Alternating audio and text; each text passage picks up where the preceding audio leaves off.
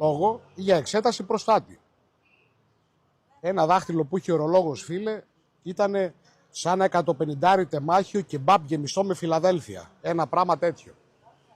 Μου λέει, κύριε Θοδωρή, εντάξει, βλέπω τις εξετάσεις σας αυτά, έτσι, αλλά πρέπει να κάνουμε και δακτυλοσκόπηση. Να δούμε λίγο τι γίνεται στα ενδότερα. Το λέω, γιατρέ, θα πονέσω. Όχι, μου λέει, δεν καταλάβει τίποτα. Είμαι πεπειραμένος. Ήταν και μεγάλο στην ηλικία. Τον είδα γνώστη και εμείς του αθλήματος.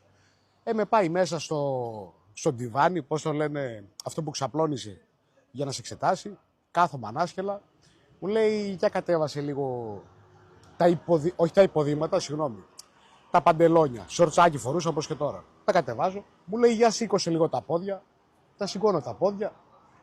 Και το βλέπω σε χρόνο τετέ. Όπως εγώ άλλες φορές πάω στα κοράσια σιγά σιγά να κάνω έδαφος, προκειμένου να κάνω μια εισγορή, παύλα εισγορή σε διαδικό σύστημα με τη χρήση του δείκτη του καλού χεριού, το βλέπω και αυτό να αρχίζει να ψηλαφίζει. Χαλάρωσε, μου λέει, χαλάρωσε. Όπα, λέω, γιατρέ, ποτό δεν κέρασες, μεζέ δεν έφερες. Πού πας να μπεις, τι πας να κάνεις. Και εκεί πέρα που μου λέει το χαλάρωσε και έχει αρχίσει και κάνει μια περιστροφική κίνηση, ξαφνικά πατάει από νεκρά τρίτη και κάνει ένα γκρου. Πω, τι ήθελε και το έκανε. Τι ήθελε και το έκανε, φίλε. Τα είδα